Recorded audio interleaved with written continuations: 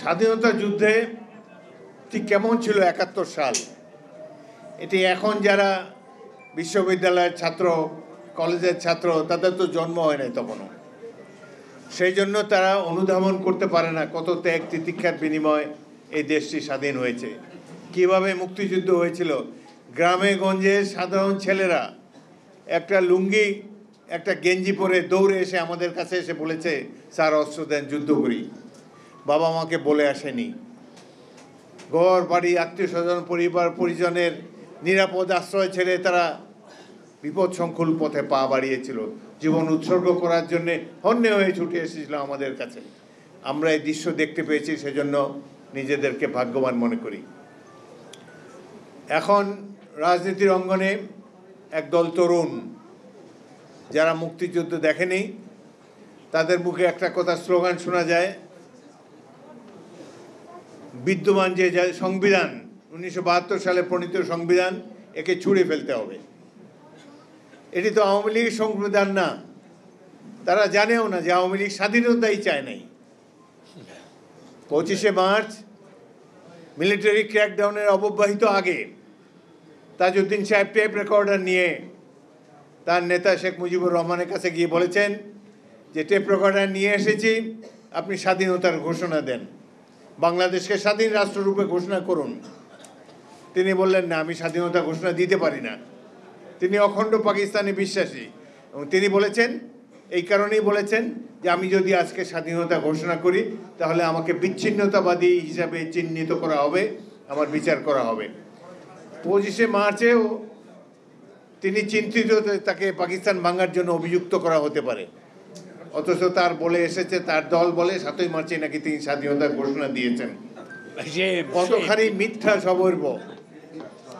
এই কথাটি এই জন্যে বললাম যে আওয়ামী লীগ স্বাধীনতা চায়নি, চাওয়া সম্ভব না। তারা করে ভোটের রাজনীতি। ১৯৭০ সালে নির্বাচনে জিতেছে জনপ্রিয় দল হিসাবে, তারপর রাষ্ট্র ক্ষমতায় যাওয়ার জন্য তারা চাইতেই পারে। সেই কারণেই শেখ মুজিবুর রহমান পাকিস্তানের প্রধানমন্ত্রী হবার জন্যে চেষ্টা করেছেন সর্বতোভাবে। ৭ই মার্চেও তিনি বলেছেন যে অবিলম্বে জাতীয় সংসদ অধিবেশন ডাকা হোক, নির্বাচিত প্রতিনিধিদের কাছে পাকিস্তানের রাষ্ট্র ক্ষমতা হস্তান্তরিত করা হোক, পাকিস্তানের কথাই বলেছেন। অথচ একদল দলকানা লোক বলে যে ৭ই মার্চে নাকি স্বাধীনতার ঘোষণা দেওয়া হয়েছে। তো যেহেতু আওয়ামী লীগ স্বাধীনতা চায় নাই, সারা জাতি যুদ্ধ করেছে। মুক্তিযুদ্ধ ছিল জনতার যুদ্ধ, সারা জাতির যুদ্ধ। এই কারণে সারা জাতি আওয়ামী লীগের দিকে দৃষ্টিপাত না করে, আওয়ামী লীগ কী বলল সেটা মাথায় না রেখে ৯ মাস যুদ্ধের পর এই দেশের জনতা এই দেশকে স্বাধীন করেছে। স্বাধীনতার পরে যে সংবিধান রচিত হয়েছে, এই সময় ঘটনাক্রমে তারা রাষ্ট্র ক্ষমতায় ছিল। পৃথিবীর কোনো দেশে এরকম উদারতা দেখায় না মুক্তিযোদ্ধারা, যেটা বাংলাদেশে দেখিয়েছে। সুতরাং তারা আমরা যারা যুদ্ধ করেছি, জীবন দিয়েছি, আমরা স্বাধীনতার পর বিভিন্ন ক্যান্টনমেন্টে চলে গেলাম। যে ছাত্ররা জীবন বাজি রেখে যুদ্ধ করেছে তারা স্কুল কলেজে ফিরে গেল। রাজনৈতিক ক্ষমতার প্রতি আমাদের কোনো লোভ ছিল না, আমরা দৃষ্টিপাত করি নাই। সেই জন্যই আওয়ামী লীগ সেখানে বসতে পেরেছে ভারতের আনুকূল্য নিয়ে। সুতরাং যে সংবিধানটি ৭২ সালে প্রণীত হয়েছে, এটি মুক্তিযুদ্ধের ফসল।